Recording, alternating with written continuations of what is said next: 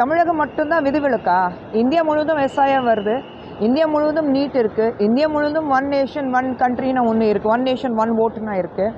அப்படின்னா இருக்கும்போது எதுக்கு இவங்க மட்டும் தமிழகத்தில் இருக்கிறவங்க மட்டும் அதுக்கு பயப்படுறாங்க? நீட் கொண்டு வந்தது பாஜக இல்லை, காங்கிரஸ் காலத்துலேருந்து நீட் இருந்தது. அப்போ நீங்கள் அதுக்கு சப்போர்ட் பண்ணி பேசுனீங்க. இப்போ நீட்டுக்கு எதிர்ப்பு தெரிய வைக்கிறீங்க. அதே மாதிரி ஒன் நேஷன் ஒன் எலெக்ஷன் இப்போ இல்லை, காங்கிரஸ் காலத்துலேருந்து இருக்குது. கலைஞர் அவர்களுடைய காலத்துலேயும் இது ஒன் நேஷன் ஒன் எலெக்ஷன் இருந்தது. இப்போ மட்டும் நீங்கள் ஏன் பயப்படுறீங்க? எஸ்ஐஆர் வரும்போது நீங்கள் ஒவ்வொரு ஓட்டுக்கு நீங்கள் காசு கொடுக்குறீங்க, அதுக்காக தான் நீங்கள் பயப்படுறீங்க. இதே பீகாரில் ஒரு மிக சிறந்த தலைவர் ராகுல் காந்தி, இல்லைன்னா ராகுல் காந்தி மிக சிறந்த தலைவர் முதலமைச்சர் ஸ்டாலின் அவர்கள் சொல்கிறீங்க. ஆனால் இங்கே முதலமைச்சர் ஸ்டாலின் அவர்கள் பீகார்லேருந்து வந்தாக்கா அவங்க பிடிக்காக தான் பிடி வாலர்ஸ் தான் சொல்கிறீங்க. அப்படி இருக்கும்போது உங்களுக்கு எது சாதகமாக இருக்கோ அப்போ நல்லா இருக்குது.